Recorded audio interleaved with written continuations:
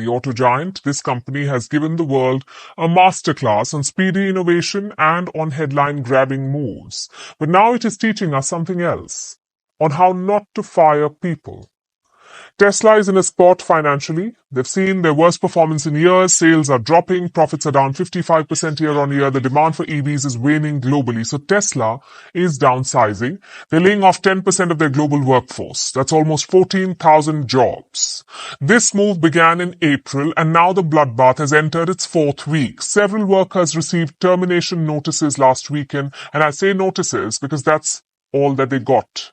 The termination emails began with "Dear Employee," not the name of the person. And notice the impersonal language used in the email. This company is worth $578 billion. As of April, they employed 140,000 people, yet they cannot figure out how to write an email. This is better than a child's notice writing homework. Former employees are shocked. Many are taking to social media and sharing how their association with Tesla was snapped with a single mail.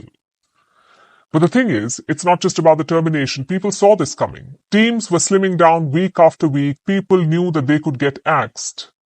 What stands out here is the egregious way in which Tesla is laying off its employees. Workers had their logins frozen. So termination letters were sent over personal emails. Many found out that they were fired only after security did not let them enter the office building. It can be traumatic. But it's also part of a growing trend. We are only 4 months into 2024. Reports say more than 600,000 employees have been fired globally.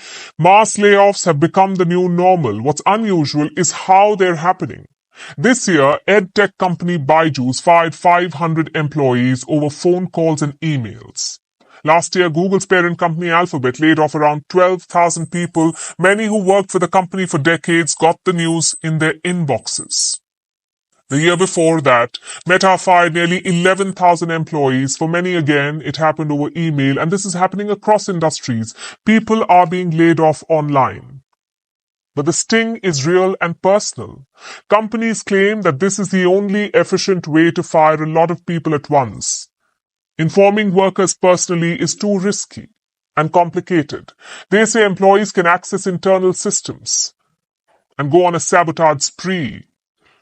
Or it could be difficult to coordinate multiple terminations, but both the reasons seem hollow. Legally, companies have recourse if employees sabotage them. Plus, these workers need to find jobs again. Will they really go around behaving criminally? As for the complications, managers interact with their teams daily. Why does that suddenly become impossible when it is time to lay them off? No matter the explanation, firing people over emails is an unnecessary and cruel act. Kind of like breaking up over text. Completely avoiding human contact. It serves only one purpose. It lets managers off the hook. They don't have to face the shock. They don't need to console anyone. They don't even have to get criticized. It's all very convenient, but sometimes it can backfire. It can endanger a company's own interests and reputation because word spreads fast. Future hiring prospects read workplace reviews. Some workers publicly post about getting fired, plus they notice the irony. Employees are pushed to give their jobs their all. Many are expected to give up any semblance of personal life. Work is treated as worship. But more often than not, this is a one-sided relationship. Employees are treated as disposable units. It is dehumanizing. The thing is that there is no perfect way to fire someone. No matter how workers get laid off, it will hurt them. But at least when a manager sits in front of them, shows sincerity and empathy, it can make the process more tolerable. Laying off people is going to be brutal either way, but it doesn't have to be undignified.